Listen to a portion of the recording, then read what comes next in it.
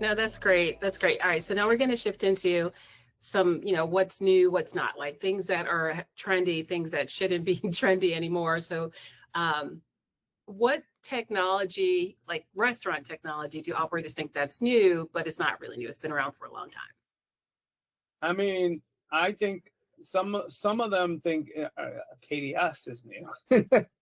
It's like, again, I mentioned that like a lot of kitchen staff think that like it's just printers and printed tickets, printed chits, and then when they see a KDS on the screen, they're like, "How do I do that? Yeah. I don't know. Like, do I double tap that on the screen? Do I do it hit once? Like, I don't know." But like, ideally, it's been around QSR, right? Like, bump bars. Locations have those older screen types, and now you see KDS everywhere. Um, I think that's one of the common ones that I see. Everybody else is sort of familiar with a handheld point of sale or point of sale station. Like that's all the same. It's just kitchen display systems are kind of like new to certain like individuals in the restaurant space. So they're just like, oh, cool. I didn't know that.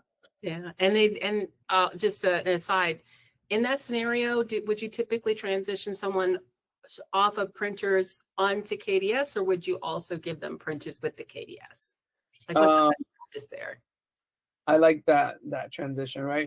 I like to say wean them off of the printed tickets is what we try to do, Yeah. right? Because there's a lot of functionality from a KDS screen, right? We can see ticket times. We can basically cross off an order that has been sent. I remember back in my restaurant, we would print out so many tickets, and you have like a rail full of tickets, and then you have to look for the ticket on the screen, excuse me, on the rail, and then you grab the ticket, and then you have to take a pencil, and you're just like, okay, I sent that one item, and then put it back in the flow. Here on the KDS, you already can just touch screen and it's organized. There have been many a time when a printed ticket would fall into kind of like marsala sauce at the Italian restaurant, just fall in because someone opened the door or the fan blew it away and you just lose the ticket. Here, like I worked on a side gig at a bar. The bar printed chits would someone opens the door and it's so windy it just blows all the tickets away, and someone's trying to make a cocktail and they lost the cocktail ticket, and so now they're like, oh man, and the customer comes up, where's my drink? I'm like, oh, I don't know. Oh, it's in the ice well over here. Like those are the crazy things around like KDS solves all that. Yeah. And so when you say wean, do you give them the KDS and the printer, and then as they learn the KDS features, they generally stop using the printer? Is that typically how it works? Yeah, because a lot of the times they're like, it could be a chef who's worked with like these older kitchen cooks, and they're like, oh, I only know tickets and tickets, and you know they want to keep running with tickets in fear that like technology is going to scare them and they won't be able to look on the screen and work with the screen. So they typically what they do is they have the KDS on screen and they have the tickets come out at the same time, and so they kind of like kind of trust that it's the same, and then eventually they'll stop the printing, and then they'll set the kitchen display system that whenever they finish the ticket, then a runner ticket appears. So Nice, nice. Okay. So then what tech trend do you think is fading or should fade because it doesn't really help operators anymore? um I don't I haven't seen any odd tech trends at the moment. um I feel like there have been a lot of recent you know I software have one. development. You have one? I have one. Which one? I think buzzers should go away. It's interesting because I deal with operations in GoTab that want buzzers. It's difficult. Like it doesn't actually. So the space that I was at, it's the problem is that the buzzers help. It's kind of like a crutch per se when a kitchen gets overwhelmed, right? It's like you have I'll give you an example. So I live right next to the stadium here. And then when the stadium lets out, where do they go? They go to the bar, or they go to the restaurant, etc. Right across the street. Now you have this massive influx of, like, I don't know, however many people just walk into the bar, and they all want a snack, a bar food. Right? I want a hot dog and fries. All right, someone's ringing it up. There aren't that many QR codes throughout the property. Everybody just sat down and grabbed all the tables that have the QR codes. So some people are ordering off of the QR code. Some other people are forced to order through a bartender or through someone that's working a counter. Now, the kitchen is getting all these kitchen tickets, and they're getting a lot of tickets, and they just can't keep up with the demand. Now, how are we getting the food to those customers that are at the ordering off of a bartender? These people are not waiting at the bar for the food, and these people did not order off of a QR code. We need a auxiliary, way to get them to understand, hey, your food is ready. So Yes. Yes. here's the buzzer. All right. So buzzers Yeah. can't go away. All right. I can't think of anything else. Yeah, I can't think of every other thing. Like, I feel like every day we, like, technology at the moment is good. One thing I love about GoTab is that we can keep evolving and incorporating other, like, partners, right? So, like, we can keep on growing the system.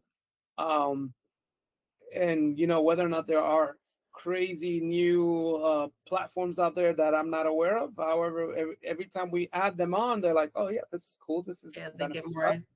get Yeah. more benefit out of it. So then, what what's one outdated belief about hospitality tech that you think operators should let go of? I think ideally it's just, I don't know how to say it, right? So, like, for me, prior to GoTab, I thought, like, things like a QR code or um, other technologies, like, for example, when you go to a bar. I think I've been to, what is it, Yard House, a Yard House in Boston I went to, and they had tablet ordering, right? And so you go in and you're like, there's a bartender, and this is sometimes when it's like you are relying on technology to do some stuff for you, but, like, it's trusting that technology will do the things for you. So there was a time when I was like, QR code, technology, like the tablet on the table is not going to do anything for me. And some of those are successful business models, like the QR code, obviously GoTab, or the tablet. I don't know how far the tablet scenario is, but it's like, trust that someone's trying to improve and make that system work. Yeah. Because back then I was just, me personally, I was just like, this is just like a niche, like, whatever. It's like, who's gonna, and it's challenging because it's also like, where do you leave that piece of technology in the hospitality space, right? So when explaining to or training a operator about, like, oh, you want a QR code, you're going to put a QR code at the bar. Now it's like, in my mind, you're telling me that you want the bartender that's standing in front of the customer to ignore the customer, when the customer should be having that interaction with the bartender, right? So it's like, yes, this technology is evolving, but, like, how we utilize that technology to make it a better business model, right? Like, Yeah. it's resourceful. I just don't want to lose the what do you say, the allure of going out and enjoying a night out, right? Like, if I'm with my wife, we're enjoying dinner, like, I don't, sometimes people fight back against the QR code because no one's talking to that person, but some people just enjoy to be in and out. Yeah. But don't, if I'm seated in front of a bartender, don't make me order off of a QR code when I can see you right in front of me. Yeah. No, I think that's very valid. The one thing I'll say, when I first came to work at GoTab, I was just trying to think of, the service model that we were supporting at the time was primarily QR ordering because it was during the pandemic. Mm-hmm. And one of the things that occurred to me is, in my history of, going out with my husband, who's very picky, And I'm very picky too. Hmm. I never found myself in a situation where I ordered less because the bartender, um, actually, I'll switch it, that I ordered more because the server was there. Hmm. I have found myself ordering less. Now, in recent years, I haven't had this experience, but I have had such negative experiences with servers in the past where Hmm. I just wanted to get out. Yeah. Like I literally just wanted to leave. And so, figuring out, and I understand everyone's different. I guess the issue is giving people the option in Yep. those situations where the chemistry is off between Yep. me and the server. And I know that happens. Like sometimes I have Mhm. attitude, like I come in, I'm hungry, like when you should never go to a restaurant hungry. Yeah.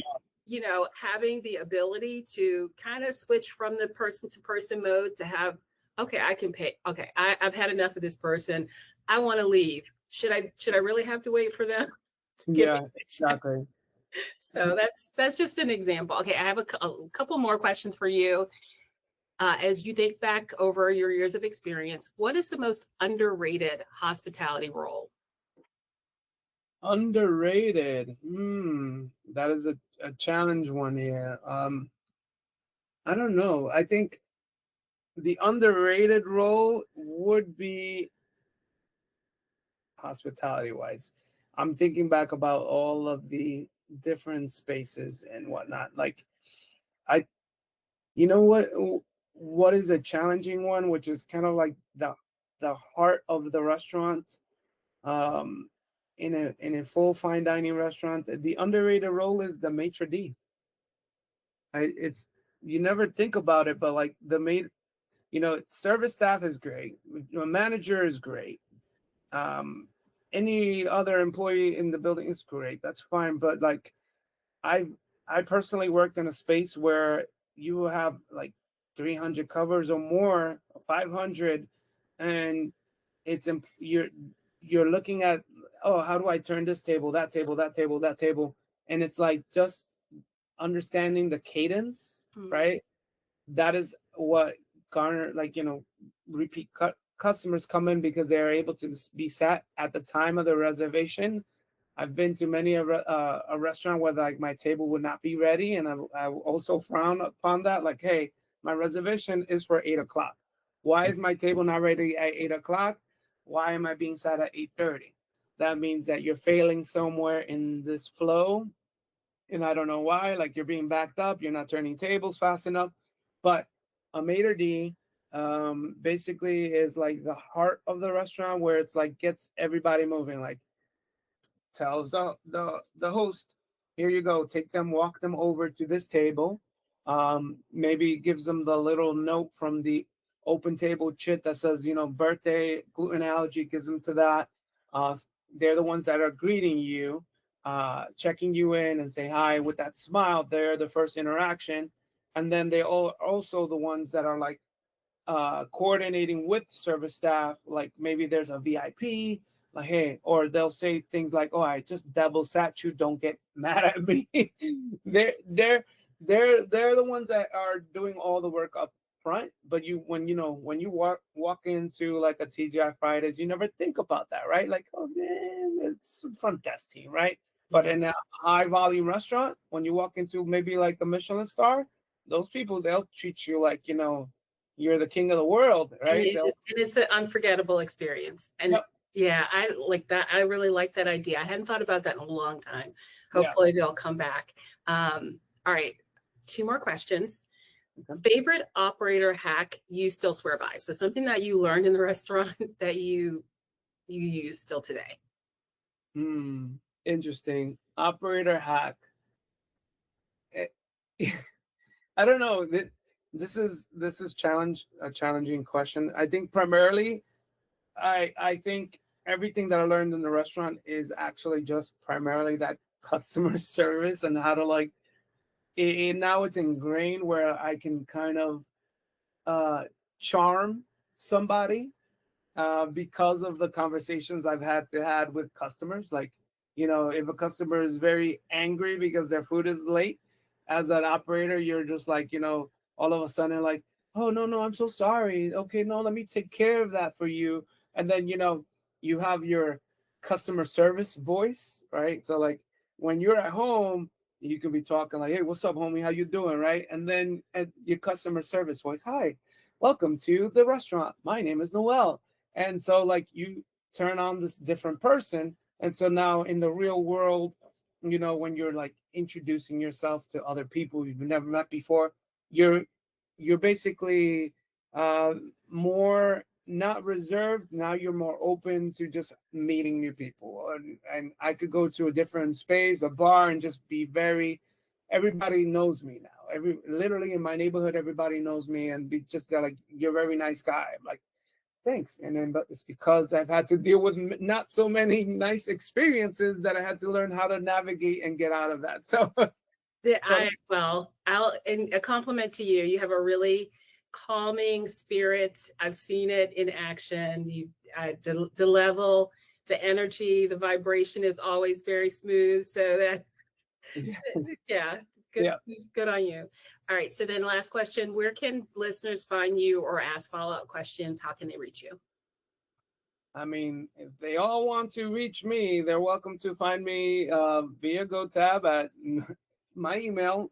They want to contact me directly. My name is Noel Rodriguez, so noel.rodriguez@gotab.io. I don't have Twitch streaming services of that nature, so no likes and follows from me. But yeah, you can Well, always contact me and ask me any questions. I'm open for any questions. I love to talk.